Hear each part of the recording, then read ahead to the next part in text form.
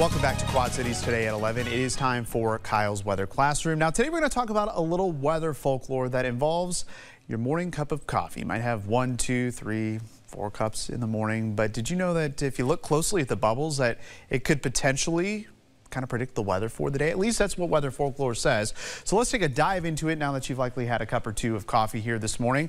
So what you need to do is you need to fill your coffee cup up, and if you look in the middle of your cup and see where the bubbles form, if they kind of stay in the middle, that would indicate that high pressure is overhead or nearby, which would lead to fair weather conditions. So we're talking a nice day, a light wind, maybe some sunshine, hot or cold, depending on the season, I suppose.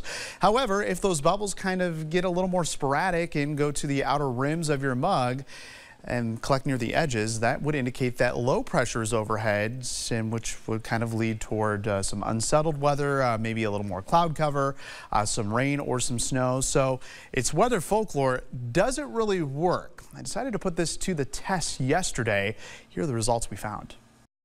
All right, so we're upstairs in the TV6 break room. I've got my coffee cup here and my freshly brewed coffee, and we're going to kind of put this weather folklore to test to see if, in fact, your cup of morning coffee can tell us whether or not we're going to see nice weather or maybe some rainy weather. So take the freshly brewed cup of coffee. I'm going to let Casey get overhead here, our executive producer who's helping me out.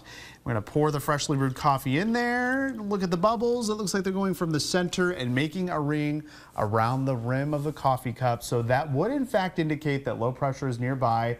And if you looked out your window this morning or late last night, you saw some rain and snow. So low pressure means inclement weather, and that's exactly what we saw. So in this case, it does appear that the folklore remains true. However, it has not been scientifically proven just because there's not been much study done with it. But hey, it's just a little fun weather folklore that we decided to do today. If you want to learn more about different weather topics, whether they're folklore or actual scientific facts, you can head to the weather page at KWQC.com. Click on Kyle's Weather Classroom, and you know we've been doing these segments for over a year, so there's a lot to learn there. For now, I'm Kiel for TV6 News.